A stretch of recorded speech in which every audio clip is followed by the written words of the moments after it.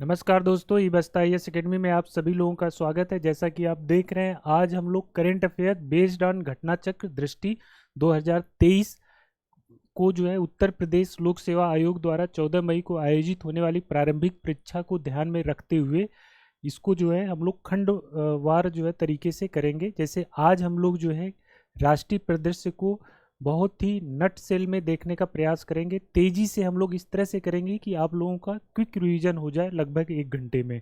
चलिए बिना देर किए हम लोग शुरू करते हैं। दोस्तों, इससे पहले आप लोगों से निवेदन है कि हमारे इस प्रयास को अधिक से अधिक लोगों तक पहुंचाएं, लाइक करें, शेयर करें और सब्सक्राइब करें। चलिए शुरू करते हैं। पहला घटनाक्रम है जो घटना चक्र में दिया हुआ है राष्ट्रीय परिदृश्य के अंतर्गत आम आदमी पार्टी को राष्ट्रीय दल का दर्जा। तो दोस्तों, आम आदमी पार्टी जो है राष्ट्रीय दल के रूप में मान्यता प्राप्त कर ली है और वर्तमान में इस समय कुल 6 राष्ट्रीय दल हैं मतलब कुल 6 राजनीतिक पार्टियां हैं जिनको राष्ट्रीय दल का दर्जा प्राप्त है। वो पार्टियां कौन सी हैं यह जो है आप लोग देख लीजिए। ये आपसे पूछ सकता है कि निम्नलिखित में से कौन सी पार्टी जो है राजनीतिक पार्टी है, कौन सी नहीं है। तो इसमें भारतीय जनता पार्टी, कांग्रेस हो गई, भारतीय जनता पार्टी होगी, बहुजन समाज पार्टी और आम आदमी पार्टी। तो उत्तर प्रदेश के निवासी इन सभी पार्टियों से वाकिफ हैं। अब ये बची 2 पार्टियां, एक नेशनल पीपल्स पार्टी NPP और भारतीय कम्युनिस्ट पार्टी M। ये याद रखिएगा, ये 2 स्पेशल हैं, CPI-M और NPP, नेशनल पीपल्स पार्टी। ये मेघालय की है, मतलब मेघालय में मेनली है, और ये कम्युनिस्ट पार्टी M जो है आपकी। तो कुल मिला के ये 6 पार्टियां हैं जो इस समय नेशनल पार्टी हैं।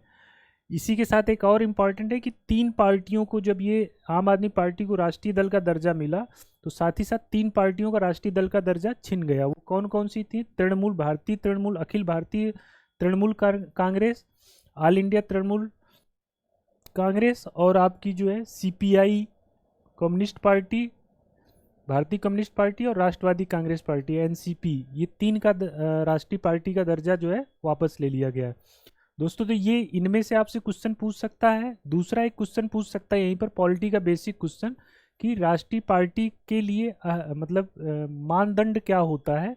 तो यहाँ पर ये दिया हुआ है, आप लोग इसको देख सकते हैं। इसको ऐसे समझ लीजिए कि जो आम आदमी पार्टी है उसको जो राष्ट्रीय दल का दर्जा मिला है उसको इस आधार पर मिला है कि जो एक शर्त होती है राष्ट्रीय दल के लिए बनने के लिए कि कोई यदि राजनीतिक पार्टी 4 राज्यों में राज्य स्तर की पार्टी है, राज्य स्तर की पार्टी का मान्यता मिल जाती है तो वह जो है क्या हो जाएगी, राष्ट्रीय पार्टी बनने की हकदार हो जाएगी। तो इसी शर्त के आधार पर जो है आम आदमी पार्टी राष्ट्रीय दल का दर्जा इसको मिला है। ये 4 से अधिक राज्यों में स्टेट पार्टी, ठीक। तो इसके अलावा एक शर्त है आपकी कि जो लोकसभा का पिछला चुनाव हुआ है उसमें जो भी जितनी भी कुल सीटें हैं उसकी 2% सीटें यदि कोई दल जीतता है और उनमें से उनके प्रत्याशी जो जीती हुई हैं वो कम से कहाँ से हो, 3 राज्यों से हो, मतलब 2% सीटें और एटलीस्ट 3 राज्य में वो सीटें क्या हो, वितरित हो, तो भी वो राष्ट्रीय दल का जो है मान्यता पाने का हकदार हो जाता है। तीसरा एक ये है मतलब कि लोकसभा या विधानसभा के किसी आम चुनाव में कोई जो है क्या करे, न्यूनतम जो है 6% मत प्राप्त करे, न्यूनतम 4 राज्यों में 6% मत प्राप्त करे तो भी वह क्या हो जाएगा, आपका जो है नेशनल पार्टी बनने का हकदार। मतलब 6% वोट प्राप्त करे 4 राज्यों में और साथ ही साथ लोकसभा की 4 सीटें, 4 राज्य, 6% वोट, 4 लोकसभा सीटें, ये शर्त पूरी कर रहा हो तो आपका जो है नेशनल पार्टी बन जाएगी कोई पार्टी। या फिर जो है क्या करे, लोकसभा के चुनाव में 2% सीटों को पर जीत हासिल करे और वो सीटें कम से कम 3 राज्यों में हो। तीसरा आपका एक शर्त है कि कम से कम जो है 4 राज्यों में जो है क्या वो स्टेट पार्टी के रूप में जो है मान्यता प्राप्त कर ले तो वो जो है राष्ट्रीय पार्टी बन जाएगी। तो आम आदमी पार्टी, यही तीसरी वाली शर्त, 4 स्टेट में राज्य पार्टी का दर्जा। तो आम आदमी पार्टी 4 स्टेट कौन कौन से जहां राज्य पार्टी का दर्जा पाई है, एक है आपका दिल्ली, पंजाब, गोवा और हाल ही में गुजरात का जो विधानसभा चुनाव हुआ था तो वहां पे लगभग 12% वोट मिला था तो वहां पे स्टेट पार्टी का दर्जा मिला था। इस प्रकार से ये इंपॉर्टेंट आपका फैक्ट है। दोस्तों एक दूसरी आपकी जो न्यूज है, vibrant village program. Vibrant village program जो है ये इंपॉर्टेंट है। ये 10 अप्रैल 2023 को गृह मंत्री अमित शाह ने जो है इस कार्यक्रम को लॉन्च किया। इस कार्यक्रम के तहत दोस्तों प्रयास ये किया जाएगा कि जो आपके सीमावर्ती गांव हैं उनका जो है समग्र विकास किया जाए। इसी के क्रम में जो है यह योजना लागू की गई है। और जो यह योजना की जो शुरुआत हुई है दोस्तों, ये योजना जो है अरुणाचल प्रदेश के किबुतू, अंजावा जिले के किबुतू में लॉन्च की गई है। ठीक है, ये इंपॉर्टेंट फैक्ट है। उत्तर प्रदेश लोक सेवा आयोग इस तरह के फैक्ट पूछता है। इसके अलावा इस योजना का एक और महत्वपूर्ण पहलू है वो ये है कि यह एक केंद्र प्रायोजित योजना है। केंद्र प्रायोजित योजना बताने की जरूरत नहीं है। वह योजना जिसका पूरा खर्च केंद्र सरकार उठाती है वो केंद्र प्रायोजित योजना होती है। ठीक, अब ये जो है इस योजना को वित्त वर्ष 22-23 से 25-26 के लिए मंजूरी मिली है। इसके लिए 4800 करोड़ रुपए खर्च के लिए रखा गया। और इस योजना में 4 राज्य, हिमाचल प्रदेश, अरुणाचल प्रदेश, सिक्किम, उत्तराखंड और एक केंद्र शासित प्रदेश लद्दाख, इतने जगह पर ये योजना जो है चालू की जाएगी। इसमें गाँवों का संपूर्ण विकास किया जाएगा, समग्र विकास किया जाएगा, उस पर इंफ्रास्ट्रक्चर आदि पर जो है खर्च किया जाएगा। ठीक है, तो ये कितने वर्ष के लिए है? 22-23 से लेके 25-26 तक। क्लियर है? 4800 करोड़ रुपए, गाँव का, सीमावर्ती गाँव का समग्र विकास, 4 राज्य, एक कौन कौन से? हिमाचल प्रदेश, अरुणाचल प्रदेश, सिक्किम और उत्तराखंड, साथ ही साथ केंद्र शासित लद्दाख। ये आपका इतना आपको याद रहता है, मोर देन सफिशिएंट। इससे ज़्यादा आपको जानने की जरूरत नहीं है। ये आपका अगला न्यूज है। देखिए हमारा इसमें प्रयास है कि हम 1 घंटे में ये राष्ट्रीय परिदृश्य को पूरा कंप्लीट कर लें, इसलिए हम इसको जल्दी जल्दी करेंगे। कुछ इन्फॉर्मेशन छूट, जैसे मेघालय, नागालैंड, त्रिपुरा में जो है आपका विधानसभा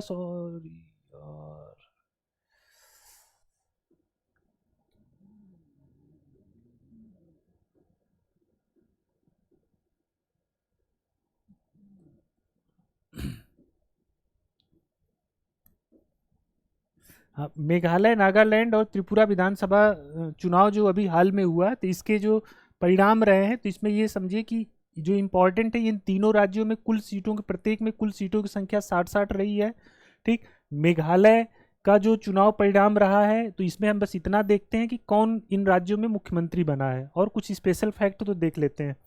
तो जो मेघालय का चुनाव परिणाम रहा है, ये देखिए मेघालय में आपके जो है कोनराड के संगमा, कोनराड के संगमा जो है, कोनराड के संगमा यहाँ के सीएम बने हैं। ये नेशनल पीपल्स पार्टी एनपीपी के जो है क्या है के मतलब पार्टी के जो है इन्हीं के नेतृत्व में चुनाव हुआ था। इसके पहले भी ये मुख्यमंत्री थे, तो ये फिर से ये जो है लगातार दूसरे कार्यकाल के लिए मुख्यमंत्री बन गए हैं। ठीक, क्लियर है ये? यही हमने जब अभी राष्ट्रीय पार्टियों की चर्चा कर रहे थे तो वहाँ पे एनपीपी आया था, तो यही वाली एनपीपी है। दूसरा इसमें, अब ये विधानसभा अध्यक्ष थॉमस ए संगमा चुने गए हैं, ये नहीं पूछेगा इनकी पार्टी ने कितनी सीटें जीती है। पूछने के लिए कुछ भी पूछ ले, लेकिन लगभग मान के चलिए कि नहीं पूछेगा। इसी तरह से देखिए नागालैंड में जो चुनाव हुआ है उसमें जो है आपकी नेशनल डेमोक्रेटिक आपकी जो ये पार्टी है, national democratic progressive party, national democratic progressive party, ये जो है आपकी विजय प्राप्त की है वहाँ पे। ये बीजेपी की सहयोगी पार्टी है, या बीजेपी इसकी सहयोगी पार्टी है, जो भी कह लीजिए। यहाँ पर जो है आपके जो मुख्यमंत्री निर्वाचित हुए हैं, ये लगातार 5वीं बार जो है बने हैं आपके नेफ्यू रियो। ठीक, ये नेफ्यू रियो ये जो है लगातार 5वीं बार नागालैंड के मुख्यमंत्री बने हैं। अब इसमें कौन कितनी सीटें जीता कोई मतलब नहीं है। यहाँ पर कुछ इंपॉर्टेंट फैक्ट हैं जो देख सकते हैं आप लोग। जो नागालैंड का जो चुनाव हुआ है, इसमें जो है आपकी भारतीय जनता पार्टी के कोजेतो किनमी जो है ये क्या हुए, निर्विरोध जीते हैं। इसके अलावा यहाँ पर एक फैक्ट और है, हेकानी जखालू, एनडीपीपी की हेकानी जखालू जो है, ये जो है पहली निर्वाचित, नागालैंड के इतिहास में पहली निर्वाचित विधायक बनी है। लेकिन यहीं पर जो है दीमापुर तृतीय क्षेत्र से भी जो है सलहोतुआनुओ क्रूस भी जो है, ये भी एक महिला प्रत्याशी हैं जो ये विधायक चुनी गई हैं। तो अब यहाँ पर लिख रहा है पहली बार हुई है ये भी, तो मतलब हो सकता है इनका परिणाम पहले आ गया हो, तो इसलिए इनको पहला बना दिया गया। ठीक है, तो कुल मिला के ये देख लीजिएगा, नाम आए तो समझ लीजिएगा। ठीक है, हेकानी जखालू यदि नाम पूछ ले तो आपको लगा देना है। इसके बाद दोस्तों त्रिपुरा में आ जाते हैं। त्रिपुरा में दोस्तों जो है बीजेपी, भारतीय जनता पार्टी जो लगातार दूसरी बार जो है सरकार बनाने में सफल हुई, और यहाँ पर जो है मुख्यमंत्री के रूप में मनिक साहा ने लगातार दूसरे कार्यकाल के लिए अपना शपथ ग्रहण की। ठीक, तो मनिक साहा, ये 32 सीटों पर भारतीय जनता पार्टी विजयी हुई है। मेरे सीटें उटे नहीं पूछेगा, मतलब मत परेशान होइए, बस इतना ये भी पूछ ले तो बहुत है कि कौन कहाँ का मुख्यमंत्री बना। अब आ जाते हैं अगली न्यूज है इंडिया जस्टिस रिपोर्ट। दोस्तों इंडिया जस्टिस रिपोर्ट, अब इन रिपोर्ट जहां पर हो तो रिपोर्ट में पहले स्थान पर कौन आया, दूसरे स्थान पर कौन आया, ये सब जानना बहुत जरूरी होता है। यूपी जो है पूछता है। अब जैसे रिपोर्ट कौन जारी किया ये भी इंपॉर्टेंट होता है, लेकिन इस रिपोर्ट को, इंडिया जस्टिस रिपोर्ट 2022 को देखें तो इसमें इस रिपोर्ट को जारी करने में बहुत सारी संस्थाओं का नाम है तैयार करने में, तो इसलिए ये नहीं पूछेगा यहाँ पर। ये पढ़ते वक्त आपको ध्यान रखना इस तरह की चीज़ें। अब इसमें देख लीजिए जो इंडिया जस्टिस रिपोर्ट है, इसमें जो बेहतरीन परफॉर्मेंस, जो श्रेष्ठ राज्य के रूप में कर्नाटक आया है, भारत का श्रेष्ठ राज्य, ठीक, कर्नाटक है। इंडिया जस्टिस रिपोर्ट में मतलब कुल मिला के जो यहाँ का जुडिशरी सिस्टम है, जेल है, आदि आदि, इन सब से उनकी स्थिति कैसी है, तो उनके आधार पर इंडिया जस्टिस रिपोर्ट मतलब आई है। तो उसमें कर्नाटक प्रथम पर है, उत्तर प्रदेश अंतिम पायदान ने 18वें स्थान पर है। नहीं, चूंकि ये बड़े राज्य, छोटे राज्य, इस तरह से जो कैटेगरी बनाई जाती है, तो बड़े राज्यों की कैटेगरी में कर्नाटक प्रथम, उत्तर प्रदेश 18वें स्थान पर या अपने कैटेगरी में अंतिम स्थान पर है। ठीक, ये यहाँ पे टेबल भी बनाई हुई है, देख सकते हैं, कर्नाटक प्रथम। इसको आप एक अलग पेज पे, जहाँ भी ये रिपोर्ट हो, अलग पेज पे आप नोट कर सकते हैं कि इंडिया जस्टिस रिपोर्ट में कर्नाटक प्रथम, उत्तर प्रदेश 18वें स्थान पर।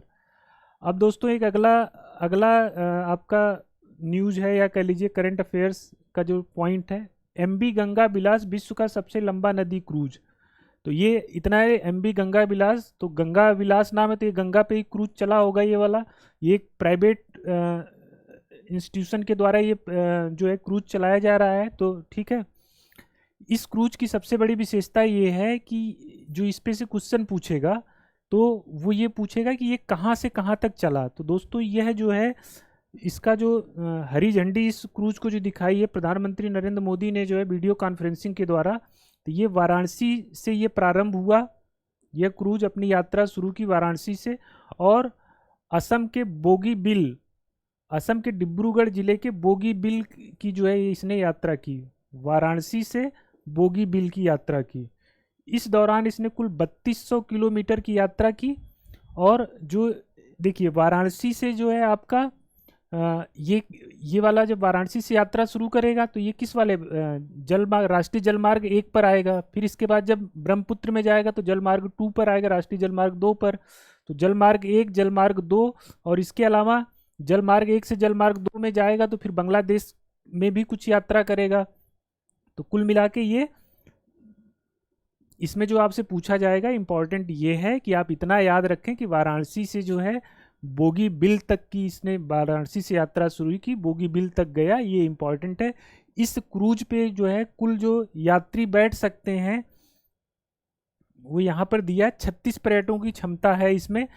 इस बार जो है इसमें 32 पर्यटक गए हैं, और ये 32 के 32 पर्यटक जो है स्विट्जरलैंड के निवासी थे। तो ये भी पूछ सकता है मजा लेने के लिए, तो याद रख लीजिए।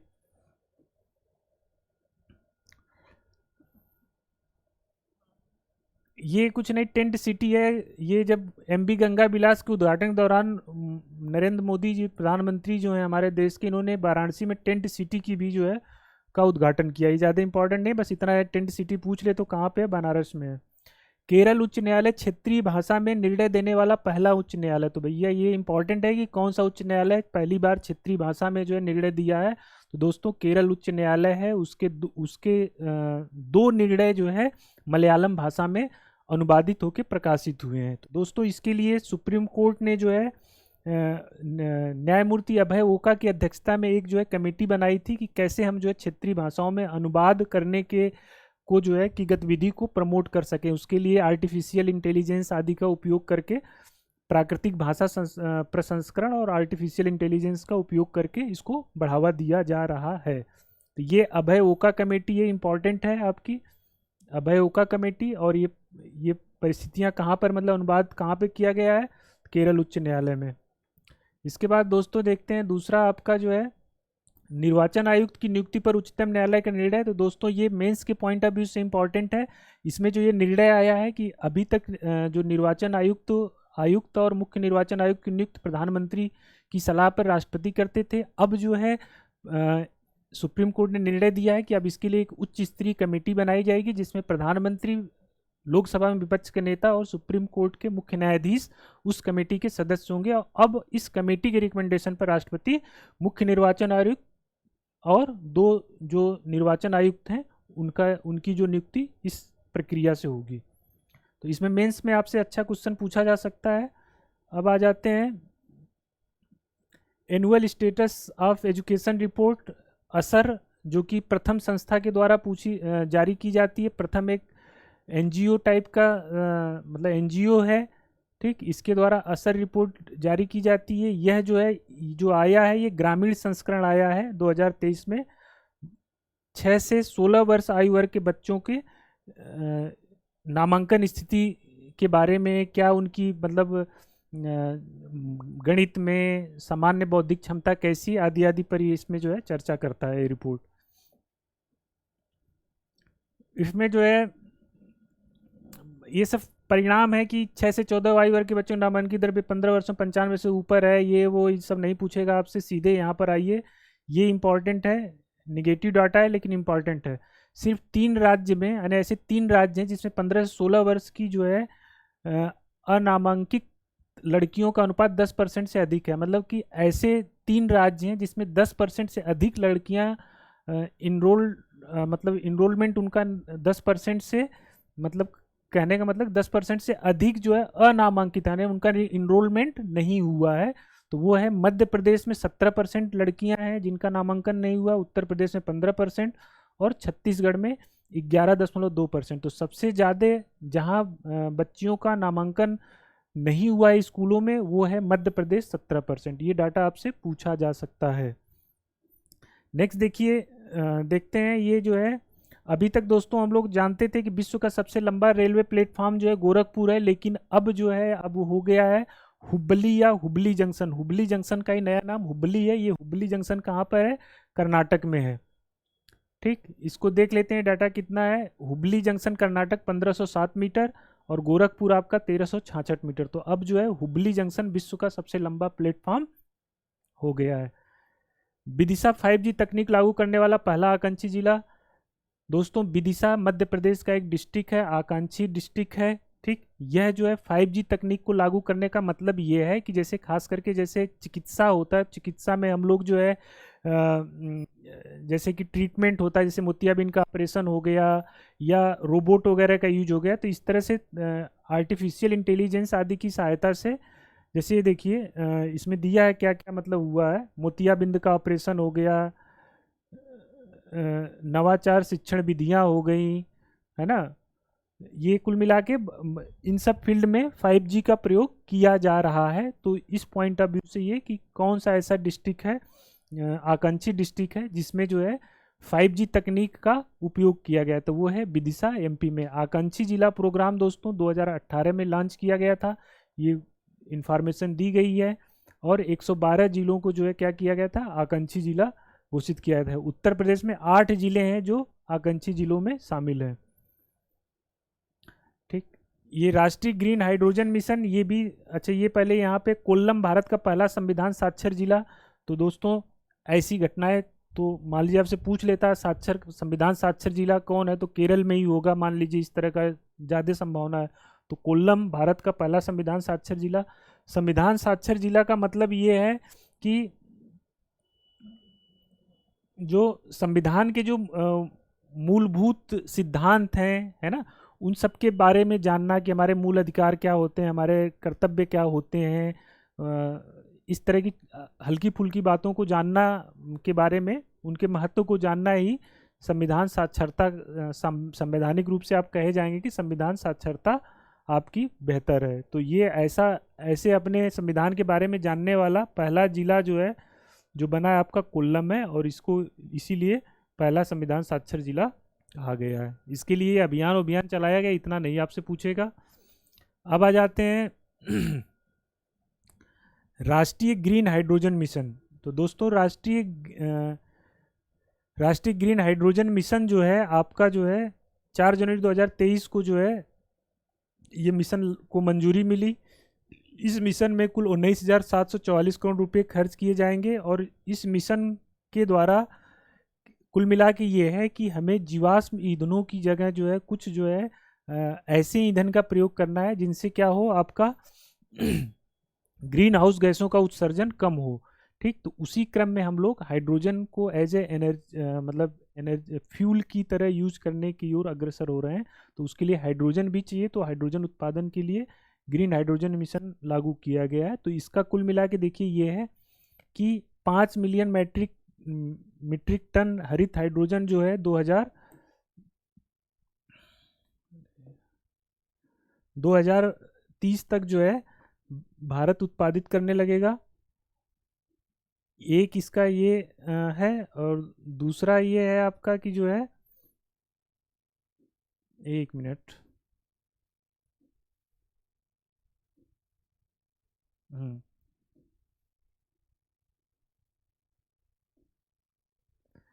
5 मिलियन मीट्रिक टन हाइड्रोजन का उत्पादन होगा, साथ ही साथ 6 लाख लोगों को रोजगार मिलेगा। ठीक, इसके अलावा जो है आपका जो है ग्रीन हाउस उत्सर्जन में लगभग 50 मिलियन मीट्रिक टन की जो है कमी आएगी।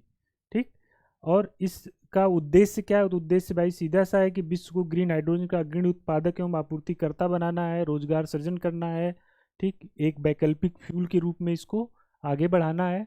तो कुल मिला के इसमें एक और जो इम्पोर्टेंट फैक्ट है जो ऊपर ही लिखा हुआ है, ये 2070 तक शुद्ध शून्य यानी नेट जीरो जो है उत्सर्जन हासिल करना है।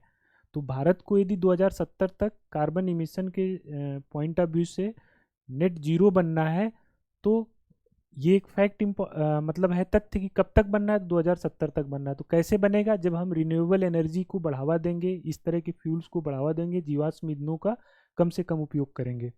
ठीक है, तो इसमें ये मेंस के पॉइंट ऑफ व्यू से इम्पोर्टेंट टॉपिक है। वायनाड सभी जनजाति लोगों को बुनियादी दस्तावेज प्रदान करने वाला पहला जिला बना। दोस्तों वायनाड केरल का एक जो है डिस्ट्रिक्ट है। यहीं से राहुल गांधी जो है क्या थे, सांसद थे, जिनकी अभी सदस्यता जो है क्या कर ली गई है, उनको संसद सदस्यता से सदस्य के रूप में अयोग्य ठहरा दिया गया है। ठीक, तो यहाँ पर क्या है, जनजाति लोगों को दस्तावेज प्रदान करने वाला पहला जिला। तो कुल मिला के जो है जो भी मूलभूत दस्तावेज होते हैं, जन्म प्रमाण पत्र, मृत्यु प्रमाण पत्र, आधार कार्ड, है ना, इस तरह के जो भी दस्तावेज हैं उनको डिजी लॉकर मतलब डिजी लॉकर के माध्यम से जो है डिजिटलीकृत किया गया है। और जब भी आपको ज़रूरत हो तो भौतिक दस्तावेज आपका खो जाता है, जो भी नष्ट हो जाता है, तो आप इसका यहाँ से यूज कर सकते हैं। ठीक, ये इसमें जो है जन्म मृत्यु प्रमाण पत्र, चुनाव पहचान पत्र, बैंक खाता, स्वास्थ्य बीमा आदि को जो है डिजिटल फॉर्म में मतलब रखा जाएगा। ठीक है, तो ये वायनाड है। भारत की सबसे लंबी स्केप टनल। तो दोस्तों ये तो नहीं पूछेगा, लेकिन फिर भी जान लीजिए, स्केप टनल वो होती है कि जैसे मान लीजिए कि ये जो है ये टनल जो है Srinagar Baramulla rail link project जो है उसका खंड 2 जो है आपका कटरा बनिहाल है। कटरा बनिहाल वाले सेक्शन में जो है, सॉरी, कटरा बनिहाल वाले सेक्शन में यह जो है एक स्केप सुरंग बनाई गई है। ठीक, वहाँ पर जो है आपकी T49 सुरंग है, T49 ट्विन ट्यूब सुरंग है। वहीं पर जो है ये आपकी 12.895 किलोमीटर लंबी जो है स्केप सुरंग है, जो घोड़े की नाल के आकार की है, जो विपरीत परिस्थितियों में यहाँ से लोगों को क्या करने में, बचाव कार्य में जो है मददगार होगी।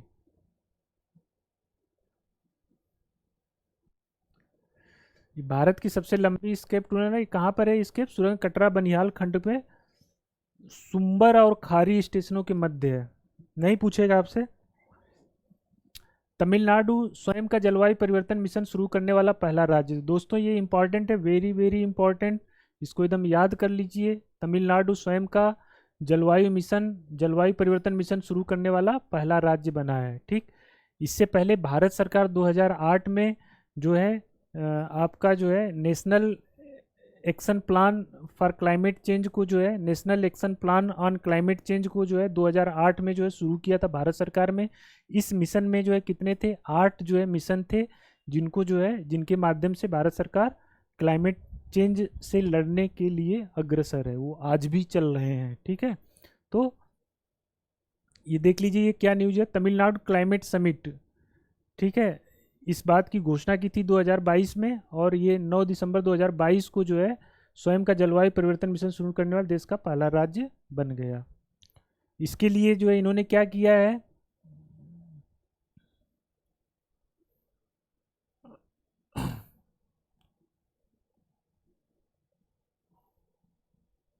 ये राज्य सरकार ने 3 प्रमुख mission, green Tamil Nadu mission, Tamil Nadu आर्द्रभूमि मिशन, तमिलनाडु जलवायु परिवर्तन मिशन, ये 3 मिशन चालू किया है। जैसे भारत सरकार के तर्ज पर भारत के 8 मिशन थे, तो इन्होंने 3 मिशनों को शामिल मतलब चालू किया है। इसके बाद देखते हैं हम लोग जो है धर्मदम भारत का पहला पुस्तकालय निर्वाचन क्षेत्र।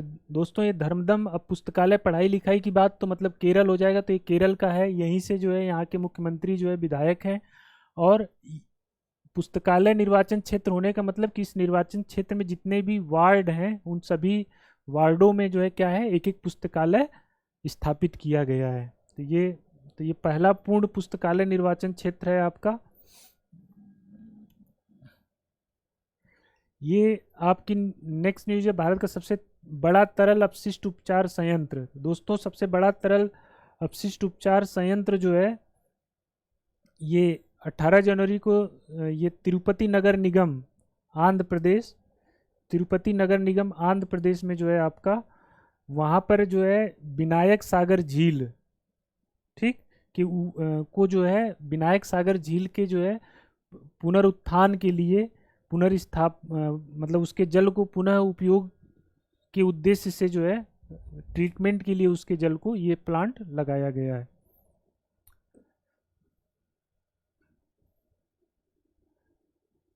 ठीक, ये एक फैक्ट दिया, एशिया का सबसे बड़ा सीवेज उपचार संयंत्र, तो ये जो है आपका ओखला सीवेज उपचार संयंत्र जो है हो जाएगा। ये जब इसका निर्माण पूरा हो जाएगा तो ओखला जो ये आपका ओखला सीवेज उपचार संयंत्र, जो कि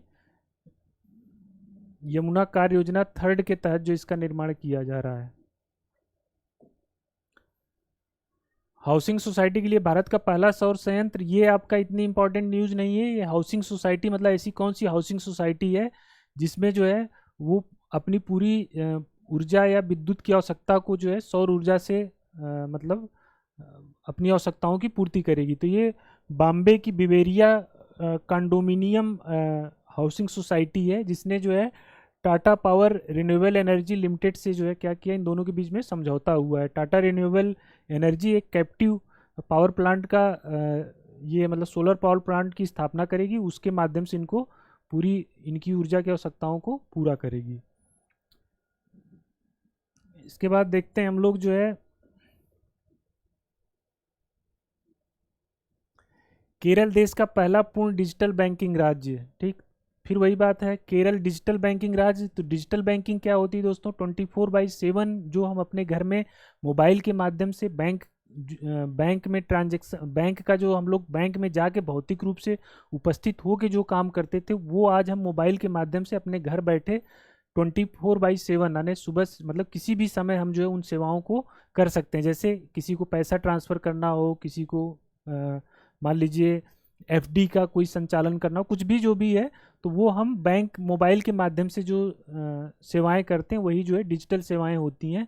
तो केरल ऐसा पहला राज्य जिसके सभी बैंक खाता धारक बैंक के द्वारा प्रदान की जाने वाली अनेकों सेवाओं में से कम किसी न किसी एक सेवा का उपयोग कर रहे हैं, बैंकिंग सेवा का डिजिटली उपयोग कर रहे हैं, तो ऐसा करने वाला केरल पहला राज्य हो गया।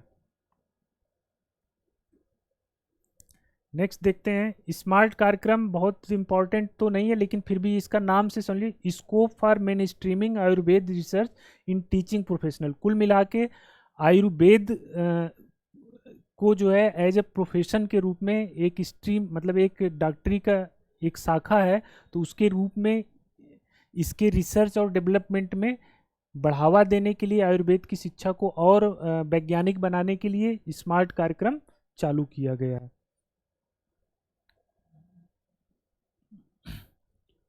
ठीक है, देश में आयुर्वेद क्षेत्र अनुसंधान एवं विकास को बढ़ावा देने के लिए, ठीक, अनुसंधान एवं विकास को बढ़ावा देने के लिए किसमें, आयुर्वेद के क्षेत्र में स्मार्ट कार्यक्रम चालू किया गया।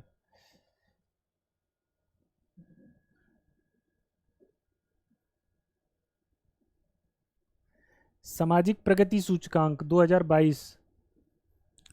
दोस्तों ये सामाजिक प्रगति सूचकांक जहाँ भी सूचकांक आए तो आपको याद कर लेना है कि इसके बारे में देखते हैं क्या है। ये प्रधानमंत्री की आर्थिक सलाहकार परिषद ने जो है सामाजिक सूचकांक, प्रगति सूचकांक 2022 को जो है जारी किया। इसको बनाने में, इस रिपोर्ट को जो बनाया है इंस्टीट्यूट फॉर कम्पिटिटिवनेस और जो है Washington based social progressive imperative ने, इन दोनों ने मिलकर तैयार किया था। इस रिपोर्ट का जो आउटकम है, आउटपुट है, जो रिजल्ट है वो देख लीजिए, वो आपके लिए इम्पॉर्टेंट है। जो सबसे बेहतरीन प्रदर्शन करने वालों में जो है देश भर में पुडुचेरी जो है आपका, पुडुचेरी जो है सर्वाधिक बेहतरीन प्रदर्शन करने वाला है सामाजिक प्रगति में, और जो है झारखंड जो है सबसे लोवेस्ट प्रदर्शन करने वाला है। तो सबसे बेस्ट जो है पुडुचेरी और सबसे खराब स्थिति जो है आपकी झारखंड की। तो नंबर 1 रैंक पुडुचेरी की स्टेट वाइज, मतलब नंबर 1 पे पुडुचेरी है, दूसरे पे लक्षद्वीप है, तीसरे पे आपका गोवा है। तो यानी स्टेट के फॉर्म में देखें तो गोवा आता है और ये ऊपर के दो क्या हैं आपके, केंद्र शासित हैं। लेकिन ये याद रखिए, ठीक है, 3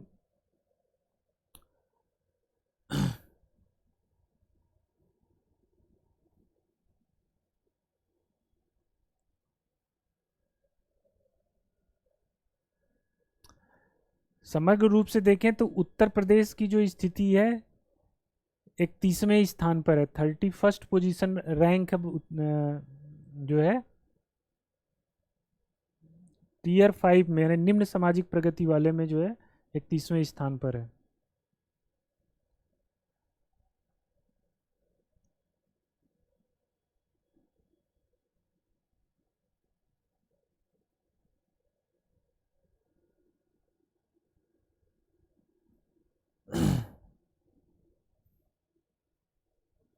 अब देखिए नमामि गंगे को संयुक्त राष्ट्र की मान्यता। नमामि गंगे जो प्रोजेक्ट है, फ्लैगशिप प्रोग्राम है जो 2014 में स्टार्ट किया गया था, ठीक, ये जो है संयुक्त राष्ट्र की मान्यता मिली। तो इसमें कुछ नहीं है, इसमें जो है संयुक्त राष्ट्र का एक कार्यक्रम चल रहा है, पारिस्थितिकी तंत्र पुनर्स्थापन पर संयुक्त राष्ट्र का एक कार्यक्रम है। ये जो है यूएनईपी और एफएओ, मतलब food and agriculture organization, united nation environment program और फूड एंड एग्रीकल्चर ऑर्गेनाइजेशन, इन दोनों का एक जो है कि कैसे हम जो पारिस्थितिकी तंत्र को जो है फिर से रिजिन्युएट करें, फिर से उनकी पुनर्स्थापना करें, उसके लिए कार्यक्रम चल रहा है इन दोनों के नेतृत्व में।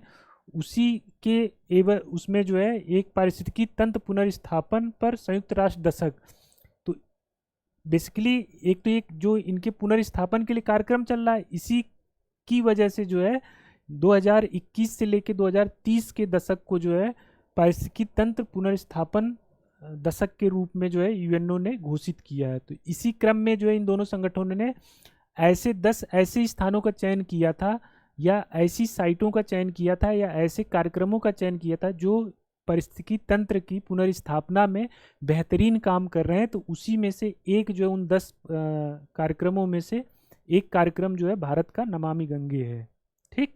तो इस पॉइंट ऑफ व्यू से इम्पॉर्टेंट है। फिर से चुनाव आ गया लग रहा है, ये गुजरात हिमाचल प्रदेश में चुनाव परिणाम। तो दोस्तों गुजरात और हिमाचल में चुनाव हुए थे, उसका परिणाम आया था।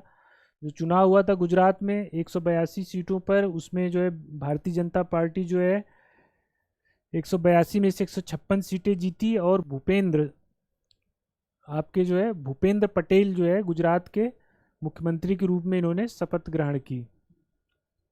ठीक।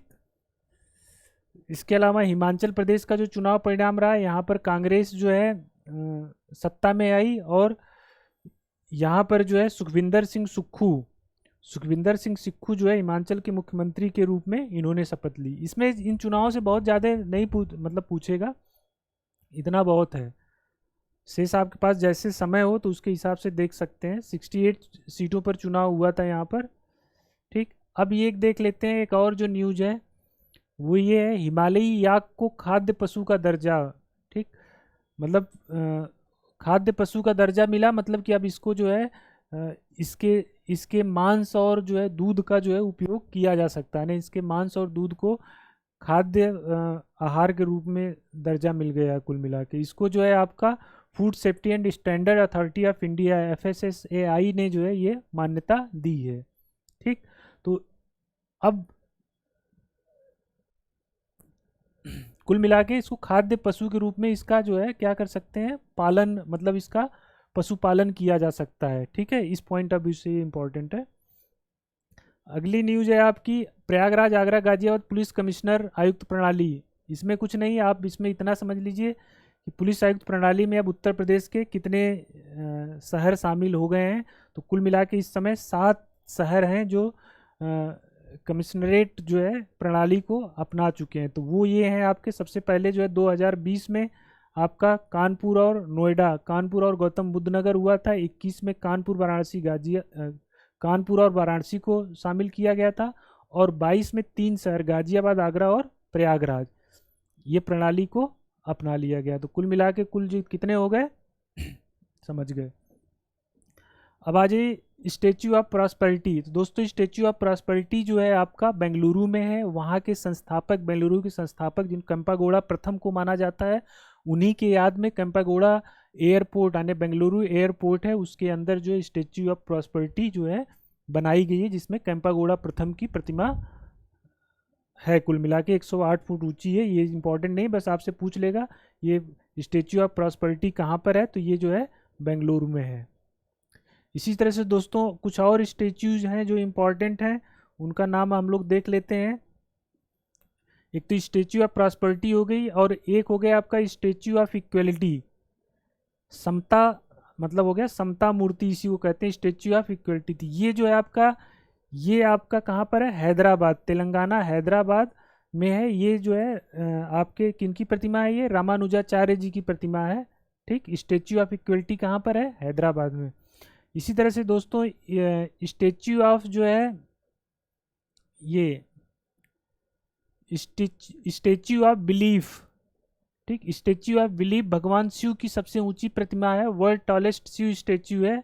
ये जो है राजस्थान के रामसमंद जिले के नाथद्वारा में जो है यह जो है प्रतिमा स्थापित की गई है। ठीक। तो स्टेच्यू ऑफ बिलीफ हो गया, स्टेच्यू ऑफ जो है प्रॉस्पेरिटी हो गया, स्टेच्यू ऑफ आपका इक्वलिटी हो गया। अब इसके अलावा एक स्टेच्यू ऑफ पीस है। स्टेच्यू ऑफ पीस जो है ये आपकी राजस्थान के जैतपुरा में स्थापित की गई है। ये जो है विजय वल्लभ सुरेश्वर जी महाराज की प्रतिमा है, जैन आचार्य हैं।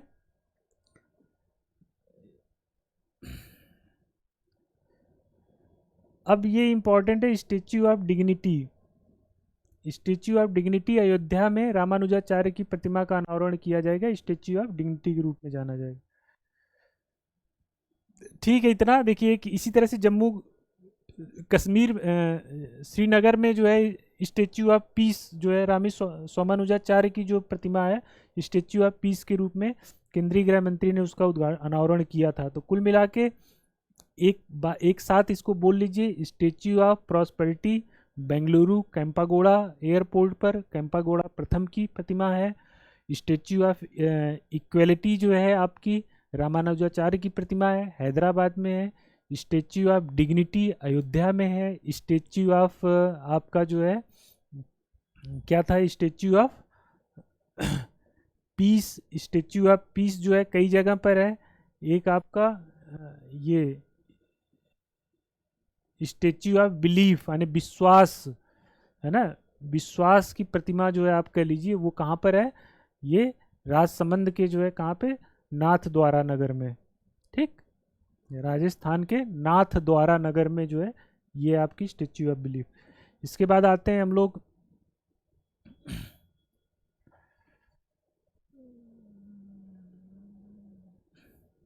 उत्तर प्रदेश का पहला ईट राइट स्टेशन। तो ईट राइट स्टेशन एक जो है भाई कुछ नहीं है, ये फूड सेफ्टी एंड ये जो आपका इंस्टीट्यूशन है, इसके द्वारा जो है एक कार्यक्रम चलाया जा रहा है कि जो स्टेशनों पर खाना मिलता है उससे साफ सुथरा और साफ सुथरा, स्वच्छ और सुरक्षित हो। उसके लिए जो है ये प्रमाण पत्र देता है, वहाँ के जो कुक होते हैं उनको ट्रेनिंग देता है, ट्रेनिंग के बाद जो है ये जो है इनको, इन स्टेशनों को ये प्रमाण पत्र मिलता है। तो अभी उत्तर प्रदेश का जो पहला स्टेशन है वो प्रयागराज रेलवे जंक्शन है, उसको जो है ईट राइट स्टेशन प्रमाण पत्र मिला है।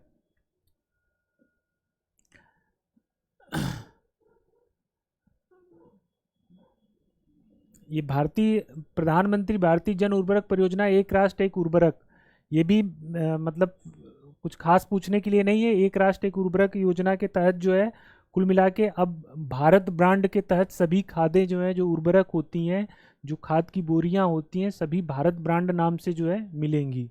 ठीक, अब इंडिविजुअल इंडिविजुअल कंपनी नाम नहीं, भारत ब्रांड से होगी। इसके पीछे लॉजिक ये है कि भारत सरकार खादों पे सब्सिडी देता है। ठीक, तो उसका जो है कुल मिला के भारत ब्रांड से मिलेंगी उर्वरक, और उस जो खाद की बोरी होती है उस पर 1/3 भाग पर ही कंपनी अपना जो है नाम पता सब लिख सकती है, शेष 2/3 भाग पर भारत ब्रांड और प्रधानमंत्री भारतीय जन औषधि मतलब उर्वरक परियोजना का जो है एडवर्टीजमेंट नाम प्रचार जो है रहेगा। समझ रहे हैं ना। अब आइए देखिए, इसके बाद जो है ये जितने भी खादें होती हैं, एनपीके हो गया, जैसे भारत यूरिया नाम होगा, Bharat DAP, Bharat MOP, Bharat NPK, इस तरह ब्रांड से जो है सभी उर्वरक जो है मिलेंगी। अब इसमें ये देखिए एक और इंडेक्स आ गया, public affair index. Public affair index में जो है ये राज्यों की जो है गवर्नेंस परफॉर्मेंस के आधार पर इसको तैयार किया गया है। ये बेंगलुरु की एक पब्लिक अफेयर सेंटर है, एनजीओ है, ठीक, उसने ये रिपोर्ट बनाया है। ये इसका 7वां संस्करण है। इस रिपोर्ट में जो है मेन इंपॉर्टेंट बात वो क्या है वो देख लेते हैं, जो रिजल्ट है। तो जो सबसे बेहतरीन प्रदर्शन किया है वो हरियाणा है। ठीक, हरियाणा जो है सबसे बेहतरीन प्रदर्शन करने वाला राज्य है।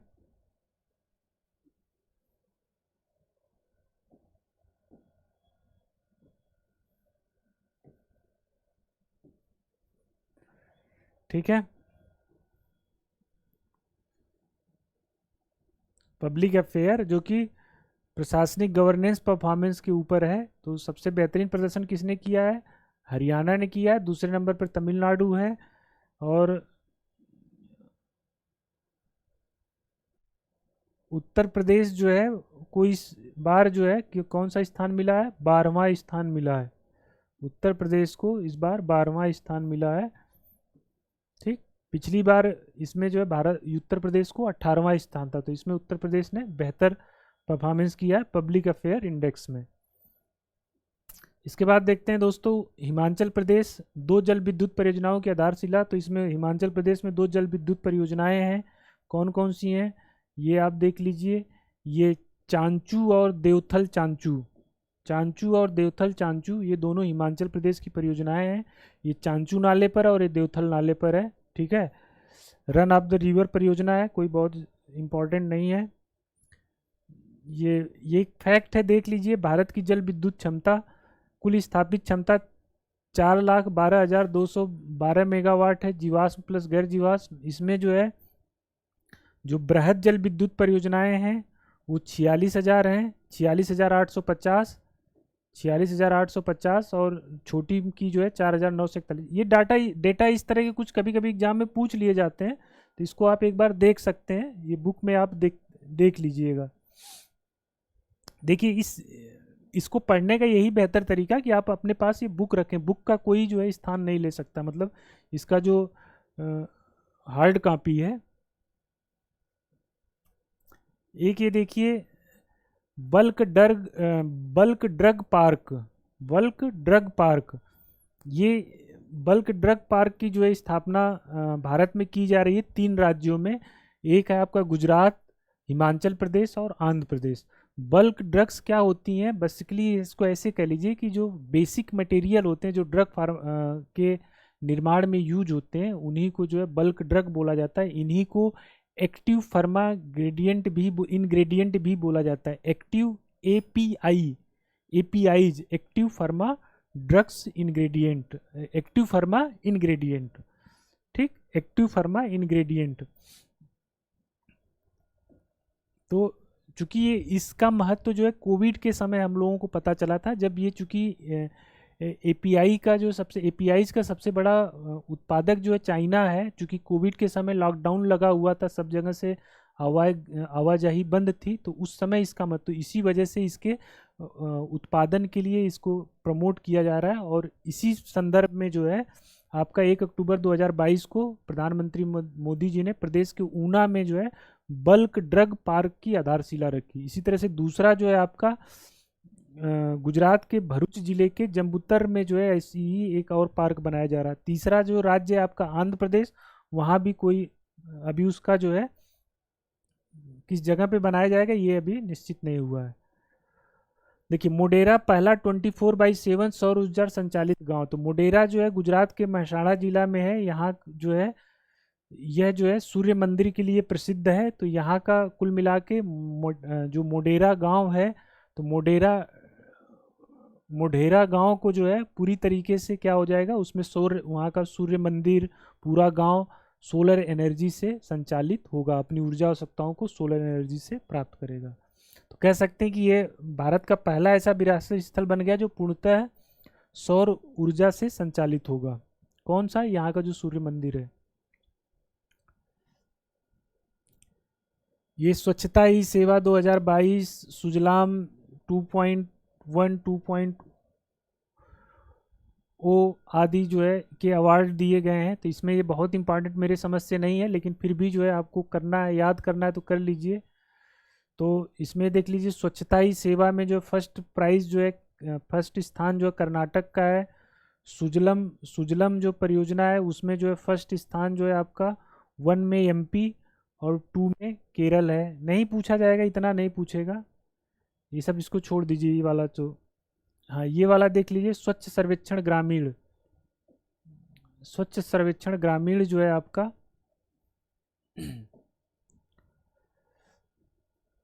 इसमें जो है आपका देश भर के 33 राज्यों केंद्र शासित समग्र रैंकिंग में उत्तर प्रदेश को 18वां स्थान प्राप्त हुआ है और बिहार 32वें स्थान पर है। जो प्रथम स्थान पर है इसमें आपका तेलंगाना होगा, प्रथम स्थान पर जो है तेलंगाना है, ठीक। फर्स्ट पोजीशन किसने पाया है? तेलंगाना ने, पहला स्थान तेलंगाना को मिला है। और आपका उत्तर प्रदेश को कौन सा स्थान मिला है? 18वां स्थान मिला है,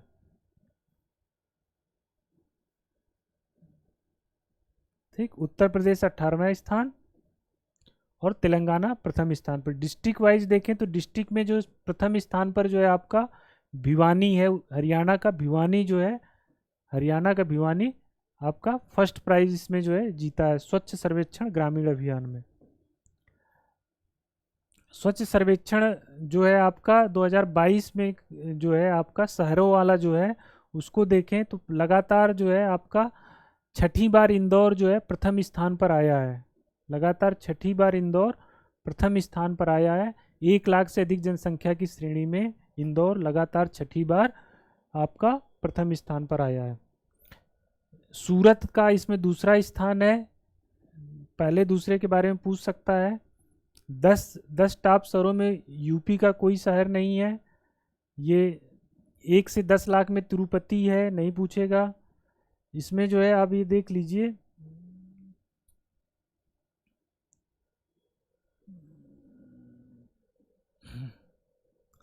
बहुत इसको एक बार देख लीजिएगा। यहाँ उत्तर प्रदेश का देख लेते हैं हम लोग। 10 लाख से अधिक जनसंख्या श्रेणी में, 10 लाख से अधिक जनसंख्या श्रेणी में, ठीक, 20 शहरों में 4 शहर ने स्थान प्राप्त किया, यानी कि टॉप 20 में यूपी के 20 शहर हैं। वो कौन कौन से हैं? गाजियाबाद, प्रयागराज, लखनऊ, मेरठ। ठीक, तो गाजियाबाद 12वां स्थान, मेरठ 15वां, प्रयागराज 16 और इसके बाद जो है आपका लखनऊ 17वें स्थान पर है। ठीक, इसके अलावा वाराणसी 21वां, आगरा 23 और कानपुर 29 है। नहीं पूछेगा। अब ये देख लेते हैं भारत पर्यटन सांख्यिकी। दोस्तों भारत पर्यटन सांख्यिकी जो है आपका, इसमें यह है कुल मिला के कि भारत में ओवरऑल पर्यटन में की क्या स्थिति रही है, कितने घरेलू कितने विदेशी पर्यटक आए हैं, किस देश से ज़्यादा पर्यटक आए हैं, तो इसका ये आंकड़ा है। तो कुल मिला के इसको एक बार देख लेते हैं। देखिए 2021 में भारत में विदेशी पर्यटकों का आगमन, तो सबसे ज़्यादा भारत में जो पर्यटक आए हैं यूएसए से आए हैं, संयुक्त राज्य अमेरिका से, इसके बाद फिर बांग्लादेश से आए हैं विदेशी पर्यटक। ठीक, जो विदेशी पर्यटक हैं वो सबसे ज़्यादा कहाँ से आए हैं? यूएसए से। जो भारतीय नागरिकों के लिए शीर्ष गंतव्य क्या रहा है? तो जो भारतीय हैं वो कहाँ सबसे ज़्यादा गए हैं? तो सबसे ज़्यादा यूएई में गए हैं, संयुक्त अरब अमीरात में। जो भारतीय सबसे ज़्यादा घूमने फिरने गए हैं वो यूएई में गए हैं। ठीक, दूसरे नंबर पर यूएसए रहा है। सबसे ज़्यादा आए कहाँ से हैं? अमेरिका से आए हैं। हम कहाँ सबसे ज़्यादा गए हैं? वो यूएई में गए हैं। दोस्तों अब इसके अलावा ये देख लीजिए,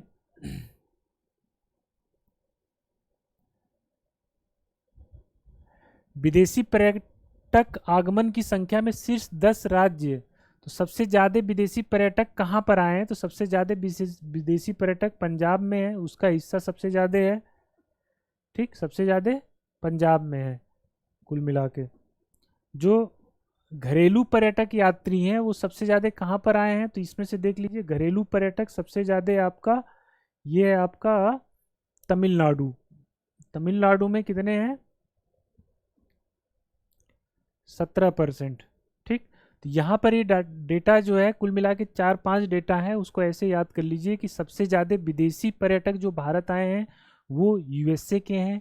सबसे ज़्यादा भारतीय किस देश में गंतव्य, कौन सा गंतव्य जहाँ भारतीय पर्यटक के रूप में गए हैं? तो वो यूएई है। भारत के किस राज्य में विदेशी पर्यटक सबसे ज़्यादा आए हैं? तो पंजाब है। घरेलू पर्यटक कहाँ सबसे ज़्यादा आए हैं? तो वो तमिलनाडु है।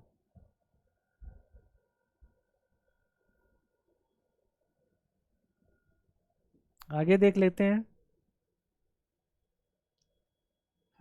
भारत भ्रमण वर्ष 2023, तो मतलब कुल मिला के केंद्रीय पर्यटन मंत्रालय ने भारत भ्रमण वर्ष यानी विजिट इंडिया ईयर 2023 पहल को लॉन्च किया। अगला दोस्तों है प्रधानमंत्री श्री स्कूल योजना, पीएम श्री स्कूल योजना। पीएम श्री स्कूल योजना जो है लॉन्च की गई है। ये इसमें क्या है ये देख लीजिए।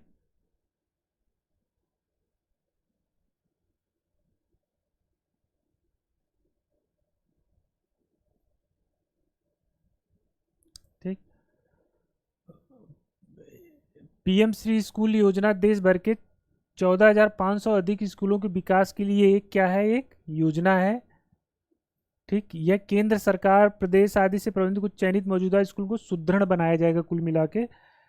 ये स्कूल जो है आदर्श या नमूना स्कूल के रूप में कार्य करेंगे और शिक्षा नीति 2020 के सभी घटकों को प्रदर्शित करेंगे। ठीक है, इसको जो है ग्रीन स्कूलों के रूप में भी विकसित किया जाएगा। एक एक स्कूल गुणवत्ता आकलन फ्रेमवर्क का विकास किया जाएगा जिसके परिणामों के मापन के लिए प्रमुख प्रदर्शन संकेतों का उल्लेख किया जाएगा। पीएम श्री स्कूलों को समग्र शिक्षा, केबीएस और एनबीएस नवोदय विद्यालय के लिए उपलब्ध मौजूदा प्रशासनिक ढांचे के माध्यम से लागू किया जाएगा। कुल मिला के पीएम श्री योजना है जो पीएम श्री स्कूल योजना है कुल मिला के। ठीक है, इसको कुछ खास नहीं है। कब लॉन्च की गई है ये देख लेते हैं। 7 सितंबर 2000 7 सितंबर 2022 को पीएम श्री योजना को मंजूरी प्रदान की गई थी। ठीक ठीक है। पीएम श्री योजना कुल मिला के जो मॉडल स्कूल के रूप में जो है लगभग आपके जो है 14,500 स्कूलों को मॉडल स्कूल के रूप में विकसित किया जाएगा, जो नई शिक्षा नीति के जो है अनुरूप होंगे। उसमें जो है ये आपका जो है कॉग्निटिव डेवलपमेंट आदि पर जो है कौशल विकास आदि इन सब पे जो है ध्यान दिया जाएगा। ठीक है। अब आ जाइए नमस्ते योजना। ये बहुत इंपॉर्टेंट है दोस्तों, आपसे ये पूछा जा सकता है नमस्ते योजना। ठीक, नमस्ते योजना का मतलब है ये भैया, ये नमस्ते है जो आपका, नमस्ते का यदि फुल फॉर्म जानते रहेंगे तो नमस्ते योजना भी समझ जाएंगे। ये नेशनल एक्शन फॉर मैकेनाइज्ड, ठीक है, ये आपका जो है नेशनल एक्शन फॉर, एक minute, national action for mechanize sanitation ecosystem, यानी NAMASTE national action for mechanized sanitization ecosystem. मतलब कुल मिला के जो सफाई का जो पर्यावरण है, सफाई की जो पारिस्थितिकी है, उसको क्या करना है, यंत्रीकृत करना है। यानी कि सफाई के काम को हाथ से न करके अब वो इस तरह से उसको बनाया जाए कि जैसे टैंक, सीवेज, इन सब की सफाई होती हो, किससे हो, मशीनों से हो। तो उसके लिए क्या करना होगा, उनको मैकेनाइज करना होगा, मशीनीकृत करना होगा। तो उसी को मशीनीकृत करने के लिए जो योजना चलाई गई है उसका नाम है नमस्ते योजना। तो नमस्ते योजना से क्या होगा, जब ये लागू हो जाएगी तो जो जितने भी सफाई कर्मचारी जो ये आपके सीवेज वगैरह की या मैला वगैरह हाथ से उठाते, मतलब गंदगी साफ करते हैं, तो वो उनसे क्या होंगे, दूर होंगे, तो उनके स्वास्थ्य आदि जो क्या होगा, बेहतर होगा। ठीक है। तो इसका जो है कुल मिला के ये 7 अगस्त 2022 को जो ये योजना शुरू की गई है। नमस्ते का फुल फॉर्म मशीनीकृत स्वच्छता पारिस्थितिकी तंत्र के लिए राष्ट्रीय कार्यवाही। ठीक है। कुल मिला के जो ठीक, यह योजना जो है 2 मंत्रालय इसमें है, सामाजिक न्याय एवं अधिकारिता मंत्रालय यानी social justice and empowerment ministry, और आवासन एवं शहरी विकास मंत्रालय यानी housing and urban affair ministry. ठीक है, मिनिस्ट्री ऑफ अर्बन अफेयर। तो ये 2 मंत्रालय इसको, इस योजना को मतलब कि संयुक्त पहल है ये 500 शहरों में, वर्तमान में जो है 500 शहरों को इसमें शामिल किया गया है। 360 करोड़ इसका बजट है 22-23 से लेकर 25-26 तक का। ठीक, नमस्ते योजना का कुल मिला के जो है क्या है, कुशल श्रमिक को बनाना है, मानव मल पदार्थ से सीधे संपर्क में नहीं आए किसी भी सफाई कर्मचारी को, मतलब जो है ह्यूमन फेकल मैटर से जो है संपर्क से रोकना है। ठीक, इसके अलावा सीवेज और सेप्टिक टैंक कर्मचारियों की पहुंच वैकल्पिक अल्टरनेटिव लिवलीहुड की तरफ इनको बढ़ाना। खैर ये सब फर्जी बातें हैं। इसको जो लागू कर रहा है राष्ट्रीय सफाई कर्मचारी वित्तीय विकास निगम, इसको जो है क्या है, एक नोडल एजेंसी है इस नमस्ते योजना को चलाने में। ठीक, तो बस ये याद रखिए नमस्ते योजना किस चीज़ से संबंधित है, उतना बहुत है। मंडला पहला कार्यात्मक रूप से साक्षर जिला, मंडला एमपी का एक जिला है, इसको बता रहे हैं कि पहला कार्यात्मक रूप से साक्षर जिला बना। इसका मतलब ये है कि यहाँ पर सभी लोग काम भर का पढ़ना लिखना जानते हैं, अपना सिग्नेचर करना जानते हैं, मतलब बैंक अकाउंट आदि को जो है हैंडल करना, देखना, मतलब इस तरह के काम कर लेते हैं सभी लोग वहाँ के। तो ये पहला मंडला, एमपी का मंडला डिस्ट्रिक्ट ऐसा पहला देश का जिला बन गया है जो कार्यात्मक रूप से साक्षर है।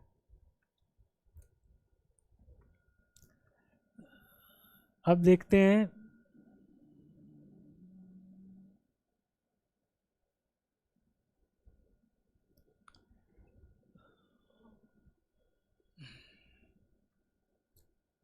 नेक्स्ट है आपका इस्माइल 75। ये इस्माइल 75 क्या है दोस्तों, तो ये जो है सामाजिक न्याय और अधिकारिता मंत्रालय यानी social justice and empowerment ministry के द्वारा जो है एक इस्माइल नामक कार्यक्रम चलाया गया है।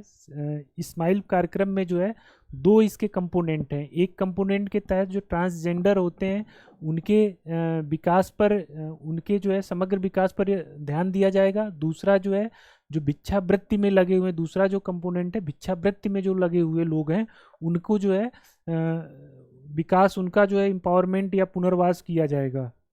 ठीक, तो ये दो एक स्माइल परियोजना है, उसके तहत जो है क्या है, ट्रांसजेंडर के कल्याण के लिए व्यापक पुनर्वास और भिक्षावृत्ति में संलग्न व्यक्तियों के लिए व्यापक पुनर्वास। ठीक, मतलब ये दो सेगमेंट हैं इसके। इसमें से जो ये 70 स्माइल 75 है, उसका संबंध जो है ये भिक्षावृत्ति में संलग्न जो व्यक्ति हैं उनके लिए 15, उनके लिए ये जो है 75, स्माइल 75 का मतलब है कि ऐसे 75 नगर निगमों में जो है ये योजना शुरू की गई है। किसके लिए? जो इसका सेकंड कंपोनेंट है आपका भिक्षावृत्ति के में लगे लोगों का पुनर्वास, तो उसके लिए ये 75 नगर निगमों में यह जो है कार्य योजना क्रियान्वित की जा रही है, इसीलिए इसको स्माइल 75 पहल नाम दिया गया है। ठीक है।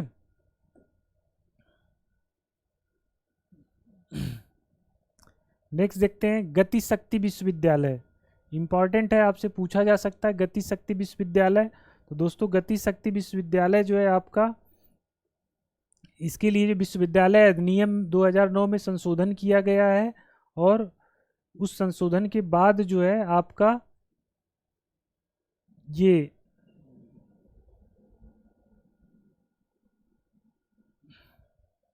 राष्ट्रीय रेल एवं परिवहन संस्थान बड़ौदा, राष्ट्रीय रेल एवं परिवहन संस्थान बड़ोदरा गुजरात को जो है गति शक्ति विश्वविद्यालय में परिवर्तित करने का प्रावधान किया गया।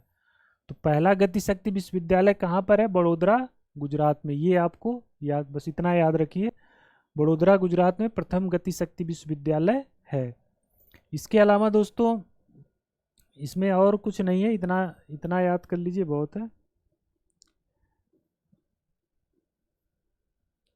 जगदीप धनखड़ भारत के नए उपराष्ट्रपति निर्वाचित हुए हैं, तो कोई इसमें नहीं है। ये देख लीजिए, 16वें उपराष्ट्रपति चुनाव संपन्न हुए और 16वें उपराष्ट्रपति निर्वाचित हुए। ठीक है।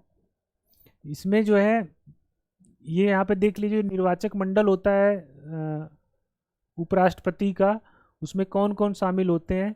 तो राज्यसभा के निर्वाचित सदस्य, राज्यसभा के मनोनीत सदस्य और लोकसभा के निर्वाचित सदस्य, ये इसके निर्वाचक मंडल में शामिल होते हैं। ठीक। जगदीश धनखड़ 16वें उपराष्ट्रपति चुनाव में जगदीश धनखड़ को विजयी घोषित किया। जगदीश धनखड़ भारत के 14वें व्यक्ति के रूप में उपराष्ट्रपति हैं। 16वां चुनाव है, 14वें व्यक्ति हैं इसके मतलब। ठीक है, इसके मतलब कई लोगों के कार्यकाल जो है रिपीट हुए हैं। ये जो है राजस्थान के रहने वाले हैं, कोई दिक्कत नहीं है। ये देखिए बुरहानपुर पहला हर घर जल प्रमाणित जिला। ठीक, तो ये बुरहानपुर जो है आपका एमपी में है। जल शक्ति मंत्रालय ने जो है यह प्रमाण पत्र इनको दिया है। ठीक, बस इतना। गोवा जो है देश का पहला हर घर जल प्रमाणित राज्य था। अब इसमें अब हम लोग स्कीम के बारे में बहुत डिटेल में बात नहीं करेंगे, तो बहुत फिर लंबा हो जाएगा ये क्लास। हम लोग इसको जल्दी से जल्दी रिवाइज करते हैं। भारत नवाचार सूचकांक 2021। दोस्तों ये जो नवाचार सूचकांक है, एक ये जो है आपका जो है किसके द्वारा जारी किया जाता है? नीति आयोग के द्वारा ये जो है जारी किया जाता है। एक अटल इनोवेशन मिशन है, वो भी जो है मिशन जो है इनोवेशन मिशन किसके द्वारा चला गया था? एम, ये भी नीति आयोग के द्वारा, चाहे उसी के तहत जो है ये आपका नवाचार सूचकांक जारी किया जाता है। इस सूचकांक में हम लोग देखें तो इंडिया इनोवेशन में जो रिपोर्ट है उसमें जो राज्यों का प्रदर्शन है, तो बड़े राज्यों में कर्नाटक, यानी इनोवेशन में कौन आगे है? कर्नाटक है, तथा छत्तीसगढ़, मतलब कर्नाटक जो है सबसे बेहतरीन राज्य रहा है। इसको टेबल में देख लेते हैं।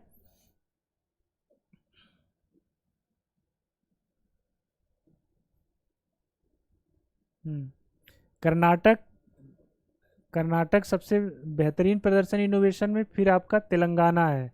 कर्नाटक, तेलंगाना, फिर हरियाणा है। तो कर्नाटक, तेलंगाना ये याद रखना है।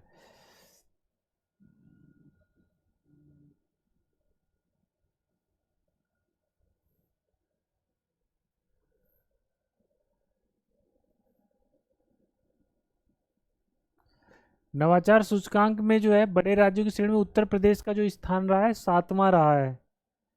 ठीक, ये 7वां स्थान उत्तर प्रदेश का रहा है, ये इम्पोर्टेंट हो जाता है। तो कुल मिला के नवाचार सूचकांक में प्रथम स्थान पर कौन है? कर्नाटक है। दूसरे स्थान पर तेलंगाना, और उत्तर प्रदेश का स्थान कौन सा है? 7वां।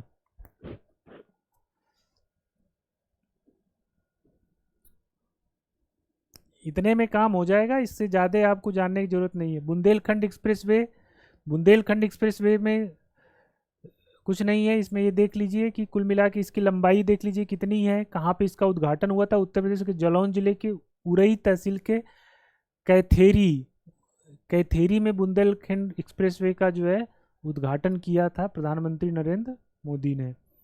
ठीक, ये जो है आपका क्या है? 4 लेन एक्सप्रेस वे है। कुल लंबाई जो है इसकी कितनी है? 296.070, यानी 296 किलोमीटर इसकी लंबाई है। ये प्रारंभ कहाँ से होता है? ये प्रारंभ जो है आपका चित्रकूट से होता है, और इटावा के कुदरैल के निकट जो है आपका ये जो आपका लखनऊ आगरा एक्सप्रेस वे उसमें जाके मिल जाता होगा। यह एक्सप्रेस वे 7 जिलों चित्रकूट, बांदा, महोबा, हमीरपुर, जालौन, औरैया, इटावा से होकर गुजरता है। ये कुछ इंपॉर्टेंट इस तरह की आप मतलब फैक्ट आप जान सकते हैं।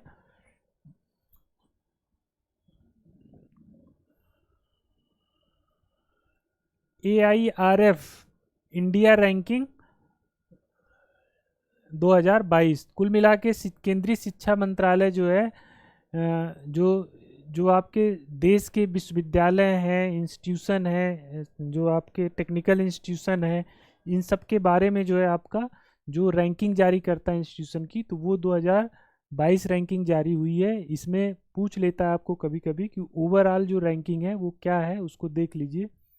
तो ओवरऑल में जो है आपका देखें तो IIT मद्रास जो है नंबर फर्स्ट रैंक जो है IIT मद्रास की, दूसरी जो है IM जो है आपका ISC बेंगलुरु की है। ठीक है, भारतीय विज्ञान संस्थान बेंगलुरु की जो है दूसरा स्थान है ओवरऑल में।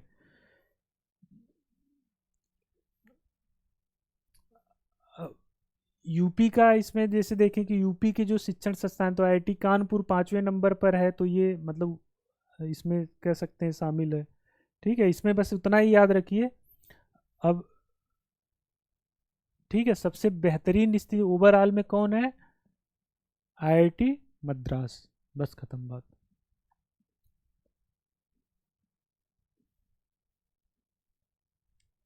नेशनल फूड सिक्योरिटी एक्ट के लिए राज्य रैंकिंग सूचकांक राष्ट्रीय खाद्य सुरक्षा अधिनियम के की परफॉर्मेंस के आधार पर नई दिल्ली 5 जुलाई 2022 को जो है नई दिल्ली में भारत के खाद्य एवं पोषण सुरक्षा विषय पर राज्य केंद्र शासित इन लोगों के मंत्रियों की जो है क्या हुई थी का सम्मेलन का आयोजन हुआ था। इसमें जो है आपका ये देख लीजिए कि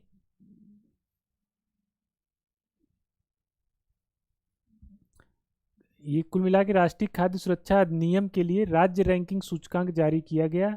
यह एक पहला सूचकांक था, इसलिए इम्पॉर्टेंट है। इसमें देख लीजिए कि सबसे बेहतरीन प्रदर्शन जो है उड़ीसा ने किया है, फर्स्ट रैंक आई है। दूसरा आपका जो रैंक है फूड सिक्योरिटी एक्ट के तहत कार्य करने में आपका उत्तर प्रदेश का है। तो ये इम्पॉर्टेंट हो जाता है। फूड सिक्योरिटी एक्ट की राज्य रैंकिंग में उड़ीसा और उत्तर प्रदेश, यानी उड़ीसा जो है प्रथम स्थान पर है, उत्तर प्रदेश दूसरे स्थान पर है।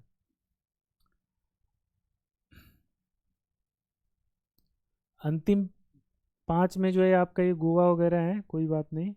आगे देखते हैं क्या है।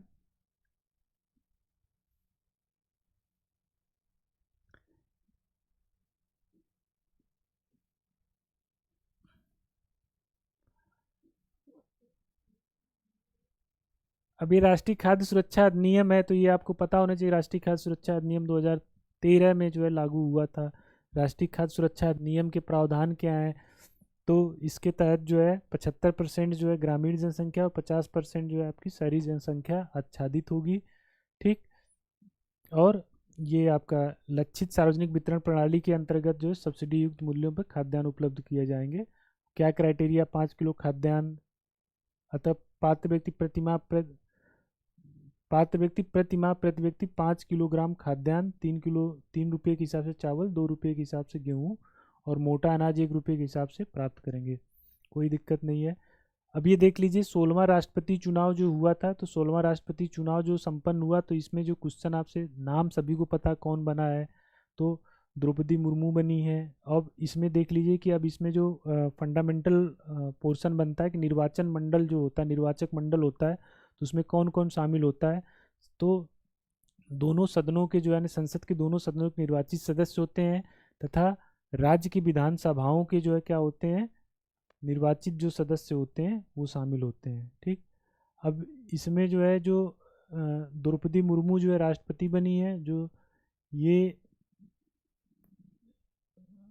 इसमें देख लीजिए। ठीक, तो ये 16वां राष्ट्रपति चुनाव संपन्न हुआ और व्यक्ति के रूप में ये 15वें नंबर के जो है राष्ट्रपति बनी है।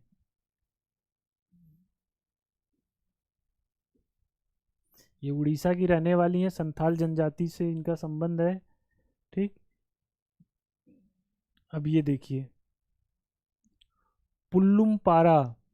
ठीक, पुल्लम पारा देश की पहली पूर्ण डिजिटल साक्षर पंचायत। ठीक, तो कुल मिला के ये पुल्लम पुल्लम पारा जो है, ये जो है क्या है, देश की पहली पूर्ण डिजिटल साक्षर पंचायत है। ठीक है, मतलब डिजिटली लोग अवेयर हैं, डिजिटली अपने जो है काम को कुछ ना कुछ मतलब काम कर लेते हैं, तो इसीलिए ये पंचायत डिजिटली साक्षर पंचायत है। केरल की कहाँ है, पुल्लम पारा पंचायत। ठीक है,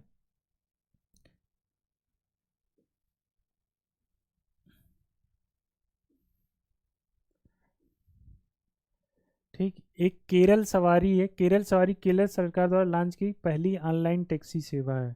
तो ये आपसे पूछा जा सकता है ऑनलाइन टैक्सी सेवा कहाँ पे है, तो केरल सवारी नाम से केरल में लॉन्च की गई है। यह किसी भी प्रदेश सरकार की अपनी प्रकार की पहली जो है राज्य टैक्सी सेवा है। ठीक, तो केरल एक ऐसा जैसे उबेर ओला होती है, उसी तरह से केरल सवारी केरल की टैक्सी सेवा है।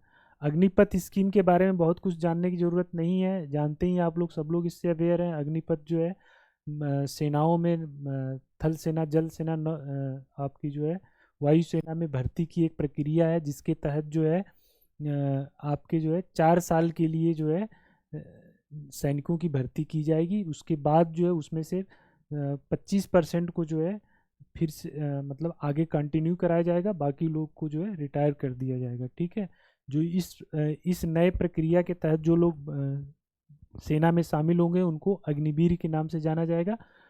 रिटायरमेंट के बाद बहुत सारे आकर्षक पैकेज मतलब दिए गए हैं। आगे आने वाली सर्विसेज में जो है क्या मिलेगा आपको, रिलैक्सेशन मिलेगा, रिजर्वेशन मिलेगा, ये सब बातें हैं। ये सब ज़्यादा यहाँ से क्वेश्चन नहीं आएगा, आएगा भी तो आप लोग कर ले जाएंगे। भारत गौरव के तहत देश की पहली निजी ट्रेन सेवा, तो बेसिकली इसके तहत क्या है, ये जो है आप ये देख लीजिए 14 जून 2022 को भारतीय रेलवे द्वारा भारत गौरव योजना के तहत भारत की पहली निजी ट्रेन सेवा की शुरुआत की गई। भारत गौरव ट्रेन की पहली सेवा, भारत गौरव ट्रेन की पहली सेवा कोयम्बटूर उत्तर से साईनगर शिरडी महाराष्ट्र के बीच में शुरू किया गया। कुल मिला के ये जो टूरिस्ट सर्किट होते हैं उन जगहों को कवर करेंगे प्राइवेट, जैसे ये यहाँ पर क्या है, साउथ स्टार रेल। ठीक, साउथ स्टार रेल जो है ये सेवा प्रदाता है। इसने जो है ये कोयम्बटूर से लेके कोयम्बटूर उत्तर से साईनगर शिरडी महाराष्ट्र के बीच में ये यात्रा शुरू हुई है। ठीक है, तो यहाँ पर पहली भारत गौरव ट्रेन जो है आपकी चली है। इसके अलावा जो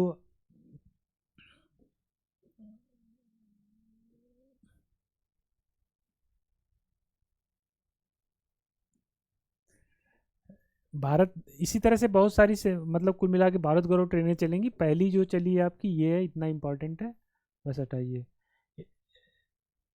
ये national highway authority of India का सड़क निर्माण में गिनीज बुक ऑफ में जो है क्या हुआ, रिकॉर्ड दर्ज कराया। तो क्या किया इन्होंने भैया, इसमें ये देख लीजिए आप, ये आपका निर्माण NH-53 पर महाराष्ट्र के अमरावती और अकोला के बीच में किया गया। और ये सिंगल लेन कितने की है, 84.5 40 किलोमीटर सिंगल मतलब रोड का निर्माण लगातार 105 घंटे 33 मिनट में 84.4 किलोमीटर लंबी रोड का निर्माण किया गया। ठीक, तो यह अपने आप में सबसे फास्टेस्ट जो है मतलब लंबी रोड बनाने का एक तरह से ये रिकॉर्ड है। लगातार मतलब लगातार जो है लगातार काम चल रहा है बिना रुके, है ना, लोग बदल रहे हैं, तो ये लगातार जो है 84.4 किलोमीटर लंबी रोड 105 घंटे 33 मिनट में बनकर तैयार हुई थी। ये अपने आप में एक रिकॉर्ड है, तो इसीलिए इसका यहाँ पर नाम है। आगे आ जाते हैं, राज्य खाद्य सुरक्षा सूचकांक यानी फूड सेफ्टी जो सूचकांक है वो आया है। तो इसमें देख लेते हैं कि फूड सेफ्टी मतलब कि जो है कुल मिला के जो खाद्य सुरक्षा से संबंधित जो भी मानक हैं उनको पालन करते हुए जो राज्य बेहतर प्रदर्शन कर रहे हैं, तो उसमें जो है ये आपका ये याद रखिए, तमिलनाडु जो है प्रथम पर है, गुजरात दूसरे पे है। फूड सेफ्टी मतलब फूड सेफ्टी के जो नॉर्म होते हैं तो उनको कौन राज्य बेहतर तरीके से अप्लाई कर रहा है ना, अनुपालन कर रहा है, तो उन सबको ध्यान में रखा जाए। फिर इसके बाद जो है देखा जाए तो जो सूची बन रही है तो उसमें तमिलनाडु को क्या मिला है, फर्स्ट स्थान मिला है, गुजरात दूसरे स्थान पर है। इसमें जो है आपका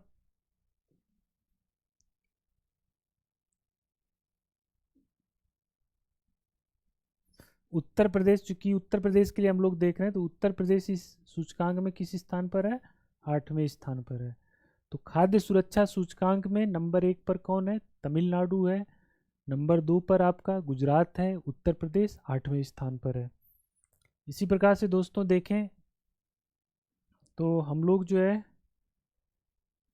ये है तमिलनाडु। अब राष्ट्रीय युवा वायु खेल नीति है ना, राष्ट्रीय national air sport policy, national air sport policy जो है 7 जून 2022 को जो है घोषित की गई है। और यह जो है इसके नीति के कुछ उद्देश्य हैं, क्या है कि एक मतलब कुल मिला के एयर स्पोर्ट जैसे जो है ना, स्काई मतलब डाइविंग होती है, ये सब जो भी एयर खेल होते हैं उनके जो है उनको प्रोत्साहित किया जाए, सुलभ बनाया जाए, उनको सस्ता बनाया जाए। ठीक है, तो इस पॉइंट ऑफ व्यू से जो है इसमें क्या क्या है, इस नीति के अंदर निम्नलिखित वायु खेलों को शामिल किया गया है। एरोबैटिक्स, एरो मॉडलिंग और इसके बाद ड्रोन ग्लाइडिंग, है ना, hang gliding, parachuting, base jumping, ये आदि आदि मतलब इन सबको जो है मतलब ये खेल हैं, कुल मिला के वायु खेल हैं, तो इनको प्रमोट करने के लिए वायु खेल नीति जारी घोषित की गई है। ठीक है, ये आपका 7 जून 2022 को, बहुत ज़्यादा इम्पोर्टेंट नहीं है ये। एयर स्पोर्ट की प्रमुख खिलाड़ी जो है सुश्री शीतल महाजन को जो है आर्कटिक पर जो है 10,000 फीट की ऊंचाई से फ्री फॉल जंपिंग करने वाली पहली महिला के रूप में जाना जाता है। तो ये यहाँ पर बस इतना ये देख लीजिए, इंपॉर्टेंट है। ब्लू ड्यूक, ये एक दोस्तों तितली है ब्लू ड्यूक, ये सिक्किम राज्य की तितली इसको जो है के रूप में इसको जो है राज्य तितली के रूप में इसको मान्यता मिली है। ठीक, बस इसमें और ज़्यादा मत जानिए, इतना बहुत है। हाँ, इससे ज़्यादा नहीं आएगा इसमें, बहुत ज़्यादा कितना याद करिएगा। दिल्ली हवाई अड्डा जल विद्युत और सौर ऊर्जा से संचालित पहला हवाई अड्डा बना। तो कुल मिला के दिल्ली का जो हवाई अड्डा है वो जो है सोलर एनर्जी और हाइड्रो इलेक्ट्रिक पावर के कॉम्बिनेशन से संचालित हो रहा है। ठीक, इसके बाद दोस्तों इसमें एक और जो है राष्ट्रीय खंड में जो है आपका एक और न्यूज है आपका नामसाई घोषणा पत्र। दोस्तों ये नामसाई घोषणा पत्र जो है यह जो है महत्वपूर्ण समझौता है जो असम और अरुणाचल प्रदेश में जो है एक लंबे समय से सीमा विवाद चल रहा है। मतलब कि उनके गांवों पर असम दावा करता है, असम के गांवों पर अरुणाचल प्रदेश दावा करता है। तो इस विवाद को समाधान के लिए नामसाई घोषणा पत्र पर हस्ताक्षर किया गया। ठीक है, किसके किसके बीच में, असम और अरुणाचल प्रदेश के बीच में। तो इसमें ये है कुल मिला के जो है दोनों। अब इसमें क्या हुआ है कि ये है देखिए,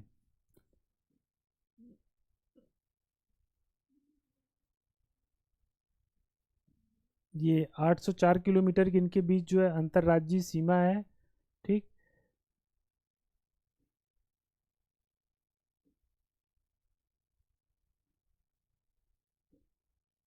अब जो हुआ, दोनों राज्य के बीच विवादित गांवों की संख्या को 123 से घटाकर 86 तक सीमित करने का निर्णय लिया गया है। मतलब 123 से घटाया, दोनों राज्य 37 गांवों के संदर्भ में विवाद को समाप्त करने के सहमत हो गए, सैद्धांतिक रूप से सहमत हो गए हैं।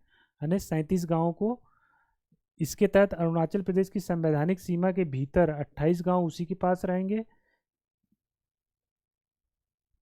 और 3 गांव जो है असम को मिल जाएगा। और कुल मिला के ये मतलब जो है गाँव को लेके कि कौन किसकी सीमा में, इस बात को लेके विवाद था।